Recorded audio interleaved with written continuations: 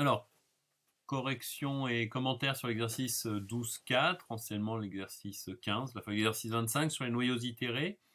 Alors, exercice qu'on a déjà fait en bonne partie dans le cas de la dimension quelconque, je vous rappelle, c'était l'exercice 14 de la feuille 24.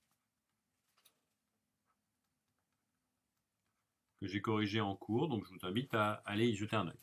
Donc la situation, on a f, une application linéaire de E dans E. Je vous rappelle que f à la puissance p, c'est une composée p fois de f.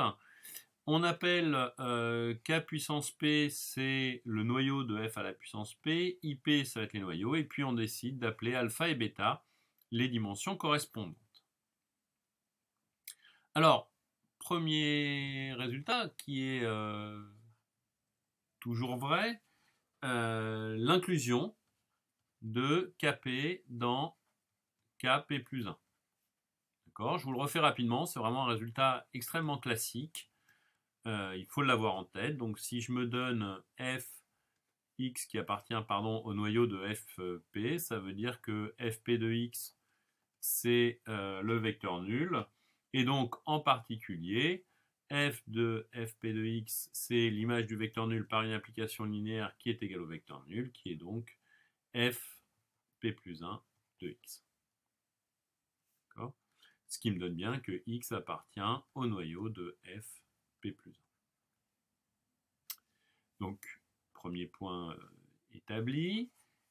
Second point, on a la même relation, mais dans l'autre sens, si j'ose dire, sur les ip plus 1. Tiens, et je m'aperçois, je ne sais pas pourquoi, je veux mettre des puissances sur les p. P et p plus 1. Donc, pareil pour la preuve dans l'autre sens, je me donne y, c'est un peu plus habile puisque c'est une image dans fp plus 1, donc dans l'image de f puissance p plus 1.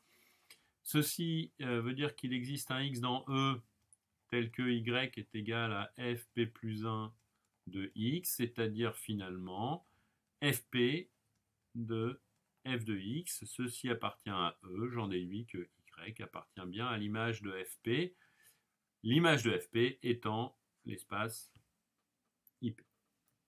Donc, j'ai bien la double, les deux inclusions qui m'intéressent et qui seront toujours vraies. D'accord ?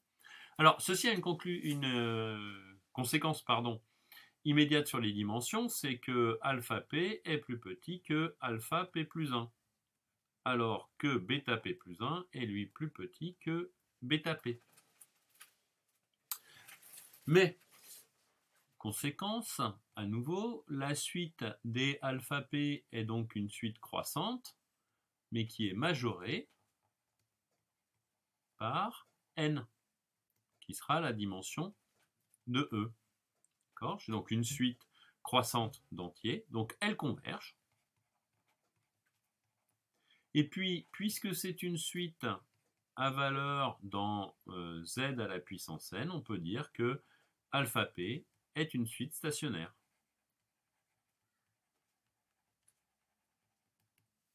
C'est-à-dire qu'il existe un rang R0 tel que R plus grand que R0 implique alpha R est égal à alpha R0, c'est-à-dire ce qui sera la limite.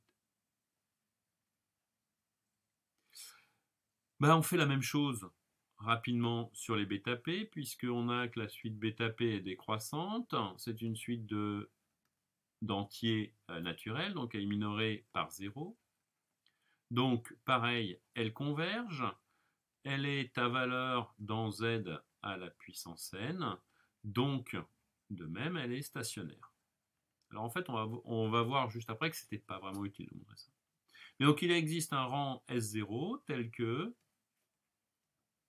S plus grand que S0 implique bêta indice S est égal à bêta indice S0. Donc on a bien deux suites, la suite des alpha p et la suite des bêta p, qui sont stationnaires. Incidence de la stationnarité de ces suites d'entiers sur nos ensembles, ben, en fait, si j'ai Kp ou K, on va dire à partir de R0, qui est inclus dans K R0 plus 1, et puis j'ai la dimension, donc alpha P plus 1, qui est égale à alpha R0 plus 1, c'est-à-dire la dimension de R0 plus 1, ben, ceci implique que KR0 est égal à KR0 plus 1. Et à partir de là, on a évidemment que la suite des noyaux itérés, Kp, est elle aussi stationnaire. D'accord ? Je vous rappelle que ce qu'on avait vu dans l'exercice 14 en dimension quelconque, c'est que si à un moment la suite était stationnaire, alors elle l'était tout le temps ensuite. Le même raisonnement pourra se faire sur les IP. D'accord ? Avec exactement le même argument de dimension. Autre argument que l'on peut avoir sur les IP, si on a fait le calcul sur les Kp, ou l'inverse dans l'autre sens, ben, c'est de penser à utiliser le théorème du rang.